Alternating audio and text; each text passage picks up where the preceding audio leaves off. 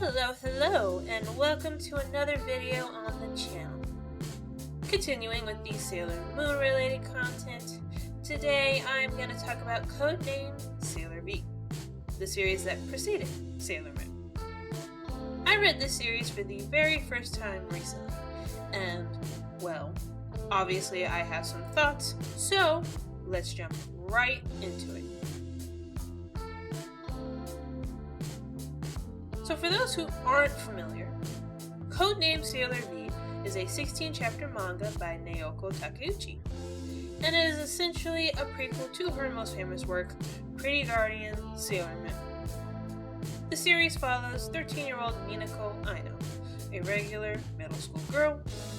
One day, she meets Artemis, a talking cat, and he gives her a pen that allows her to transform into Sailor V. And now Minako has to fight evil in order to save the world. But enough summary. What did I think of Codename Sailor V? Well, to put it simply, I enjoyed it. These 16 chapters were very entertaining. The characters are all fun, and each individual chapter has an interesting, funny, and wacky storyline that never fails to make me laugh at some point.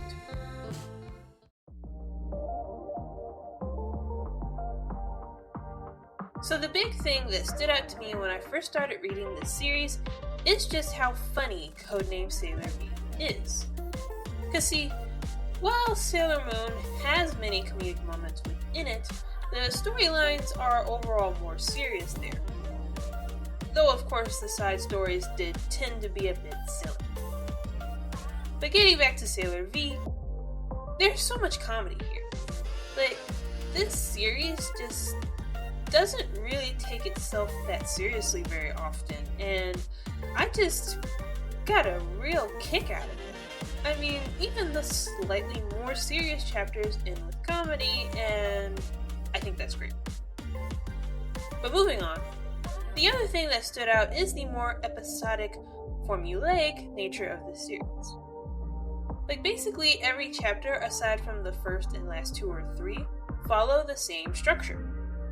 Minako is living her normal life, Artemis tries to get her to take things more seriously, evil comes along and messes it up, she then transforms into Sailor V and defeats them, on to the next chapter.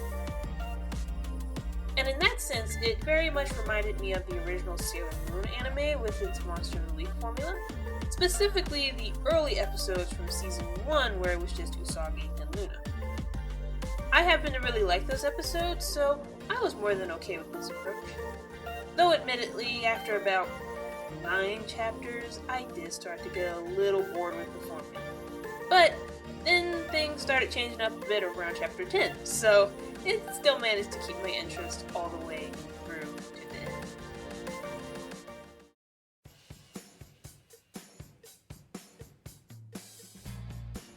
As I mentioned a bit ago, the characters here are fun. And this doesn't refer to just Minako or Artemis, but the characters surrounding them as well. Most of them don't get much or any focus, but they all stand out in their own way and play their role well within the story. Aside from the main 2, I'd say that I enjoyed Sakurada and Wakagi the most. And for those who don't know, these 2 are from the Tokyo Metropolitan Police Department, and Sakurada is the Superintendent General, while Wakagi is a special officer. They're not in every chapter, but they show up a lot throughout, and their whole shtick for the first 10 to 12 chapters is that Wakagi can't stand Sailor V, while Sakurada is obsessed with her and wants Sailor V on the police force. These 2 have a very funny dynamic with each other throughout, with Wakagi often being frustrated with Sakurada, her scolding him for his failures, and of course, the hilarious contrast of one hating Sailor V and the other being a fan. But those are the only 2 quote-unquote new characters that I can really say anything about though. A couple of the other characters like Hikaru and Amano were cool, I guess, but we just didn't get enough from these 2. Nor were they charming enough for me to get too invested in them, so I have nothing really to say. about them. Anyways, let's now talk a bit about the two main characters, Mina and Artemis.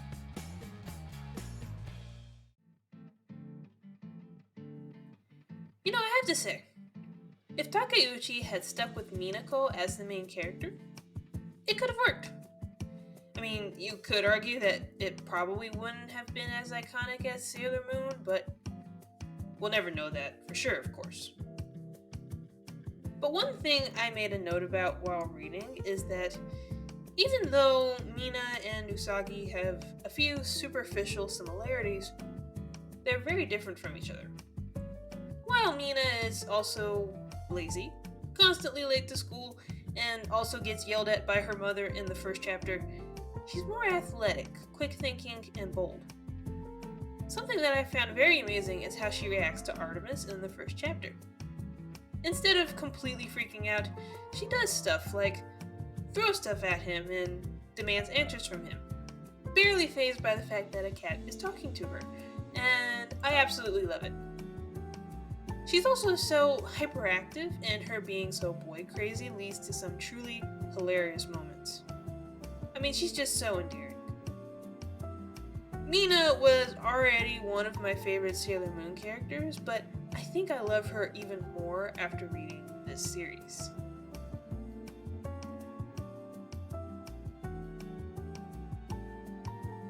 I've always really liked Artemis, but I think I like him even more now after reading Codename Sailor V.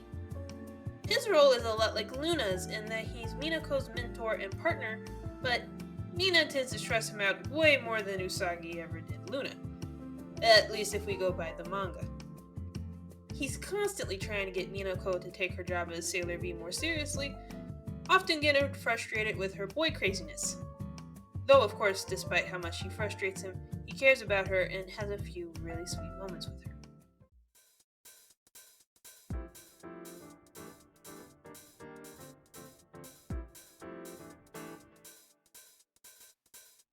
Since this is a prequel to Sailor Moon, naturally there are a lot of connections to it. And in this section, I would like to go over all of the ones that I found within Codename Sailor V for just a little bit. So starting with the first chapter, when Artemis shows up and he gives Minako her moon compact, he ends up taking her into space and shows her Magellan Castle on Venus. Now from what I understand, while this is the first chapter chronologically, it was not the first chapter ever written. Which just makes me wonder when Takeuchi actually wrote this chapter, because the Senshi being princesses isn't revealed until towards the end of the dream arc. So maybe she came up with that idea early on and decided to introduce it here, or she could have even written it after that arc. Who knows? But I did think that inclusion was pretty cool. That's the only direct tie-in to Sailor Moon in the first chapter though. However, I did catch that Sailor V has an attack called Crescent Beam here. Now this one isn't relevant to the Sailor Moon manga, but for 90s anime fans, you know that Venus used an attack called Crescent Beam there as well. Now the attack in the manga doesn't work exactly as it does in the 90s anime, but if I had to guess, they likely got the idea for it from here. But moving on, most of the other connections are mainly cameos and name drops. For example, there are cameos from the other original Senshi throughout the series. Both Usagi and Rei show up in Chapter 6, though Usagi does briefly show up at the end of Chapter 5 and in Chapter 12 as well. Ami has a cameo in Chapter 15, and Mako at the end of 16. There's also this panel in Chapter 12 that is basically a silhouette of all 10 Senshi.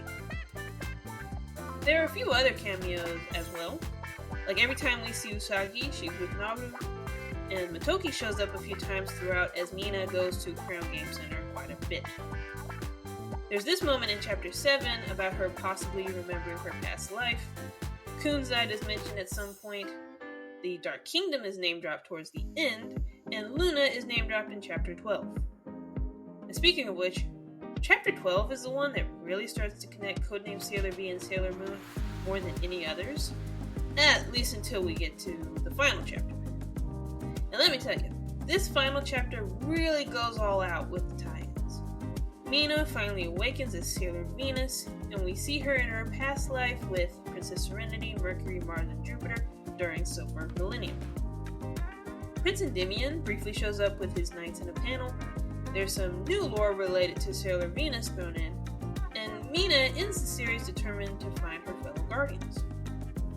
So yeah, that final chapter just really lays it on thick with the connections, but that makes sense as it is the final chapter. But that's basically all the references to Sailor Moon that I could find. I made sure to make a note about every cameo or name drop that popped up, though of course there might have been a couple that I missed. If I did, well, I don't really plan on making another video about the series, so I guess I'll just add it in the description or something. And I have officially run out of things to say about Codename Sailor V. So the final thing I will say here is that this series is fun, and if you're a Sailor Moon fan, give it a try. You never know. You might like it. And that's the end of the video, but before I sign off completely, I would like to thank everyone who watched my Sailor Moon Crystal video and left a like, comment, or even subscribed. I genuinely did not think that that video would get so many views, but it's done pretty well so far, which is great. I do have more Sailor Moon videos planned, so look forward to those, but I will also talk about other series I enjoy as well. And I think I've talked for long enough now, so hopefully you all enjoyed it. If you did, and you're new here, you can like or subscribe if you'd like. And if not, that's cool. I just appreciate you taking the time to watch and listen to my ramblings. Have a great rest of your day, and I'll hopefully see you next time. Goodbye for now.